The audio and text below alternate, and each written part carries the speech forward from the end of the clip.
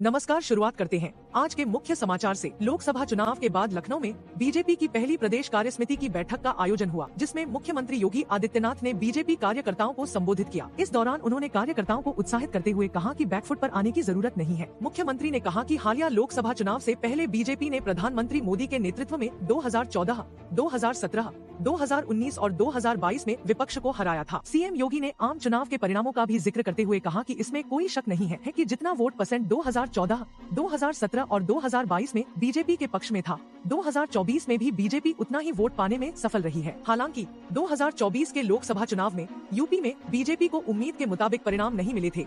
80 सीटों वाले राज्य में बीजेपी के खाते में सिर्फ 33 सीटें आई थी। कार्यकारिणी की बैठक में सीएम योगी ने कहा कि जहां हम अति आत्मविश्वास में रहते हैं और लगता है कि जीत ही रहे हैं, वहाँ कई बार नुकसान हो जाता है, जिसकी वजह से विपक्ष उत्साहित हो जाता है। उन्होंने कहा कि हमने 500 वर्षों का इंतजार खत्म किया है और अयोध्या में राम मंदिर के निर्माण के साथ डबल इंजन की सरकार ने सपना साकार किया है। बीजेपी के कार्यकर्ताओं को किसी भी स्थिति में बैकफुट पर आने की जरूरत नहीं है। यूपी में 10 सीटों पर होने वाले उपचुनाव को लेकर भी सीएम योगी ने कार्यकर्ताओं में जोश भरते हुए कहा कि बीजेपी सभी 10 सीटों पर उपचुनाव जीतेगी, लेकिन इसके लिए हर कार्यकर्ता को आज से ही जुटना पड़ेगा। इसे अभियान मानकर जुटना होगा। उन्होंने कहा कि हमें जीत का सिलसिला बरकरार रखना है और इसे आगे बढ़ाना होगा। बता दें कि 10 जुलाई को 7 राज्यों की 13 विधानसभा सीटों पर उपचुनाव हुए थे, जिसमें इंडिया ब्लॉक ने धमाकेदार प्रदर्शन किया है, जबकि बीजेपी को नुकसान हुआ है। 13 में से 10 सीटें इंडिया ब्लॉक के खाते में आई हैं, जबकि बीजेपी ने सिर्फ 2 सीटों पर ही जीत हासिल की है। उपचुनाव में मिली सफलता से इंडिया ब्लॉक के हौसले बुलंद हैं। उपचुनावों के साथ ही सीएम योगी ने यूपी में 2027 में होने वाले विधानसभा चुनावों का भी जिक्र किया। उन्होंने कहा कि हमें जीत का सिलसिला 2027 में भी जारी रखना होगा और इसके लिए आज से संकल्प लेना होगा। जिले में बीजेपी का महापौर भी है,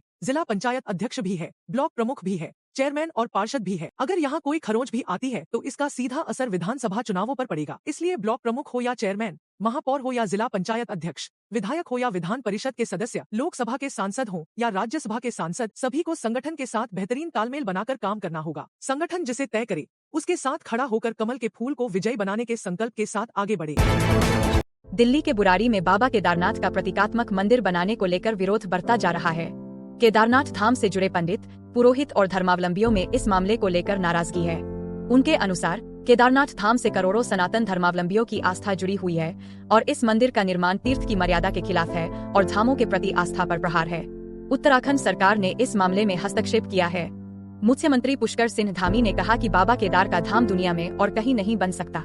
उन्होंने बद्री केदार मंदिर समिति के अध्यक्ष को दिशा निर्देश दिए हैं कि इस मामले में संबंधित लोगों से वार्ता कर स्थिति स्पष्ट की जाए। मुख्यमंत्री ने कहा कि बाबा केदार के किसी भी नाम से मंदिर बन जाने से धाम की महिमा पर कोई असर नहीं पड़ेगा, परंतु यह आस्था से जुड़ा मामला है। बद्री केदार मंदिर समिति के अध्यक्ष अजेंद्र अजय ने कहा कि कानूनी सलाह ली जा रही है और बाबा केदार के नाम या फोटो का दुरुपयोग करने वालों पर कार्रवाई की जाएगी।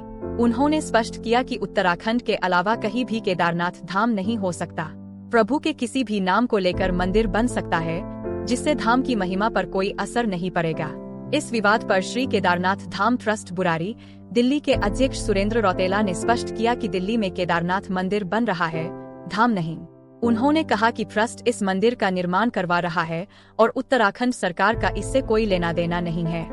उन्होंने कहा कि हम केदारनाथ धाम और वहां से जुड़े भक्तों की आस्था का सम्मान करते हैं और दिल्ली में बाबा केदार के भक्त उनका मंदिर बनवा रहे हैं, इसलिए विवाद करना अनुचित है।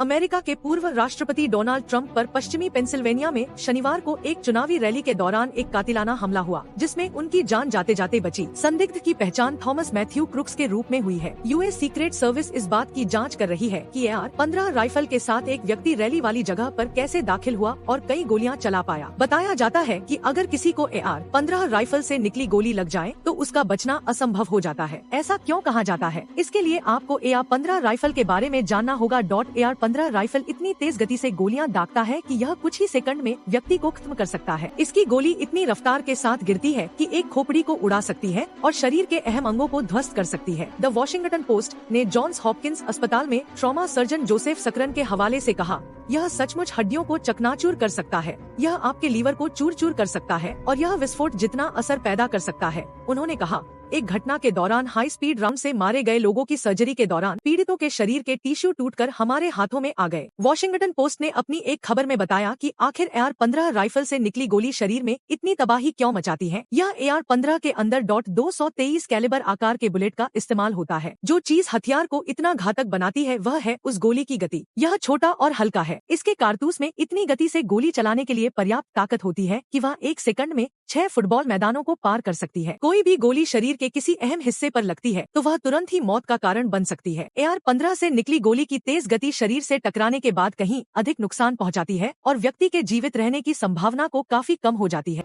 आज के समाचार बस इतने ही। मिलते हैं कल फिर नए समाचार के साथ।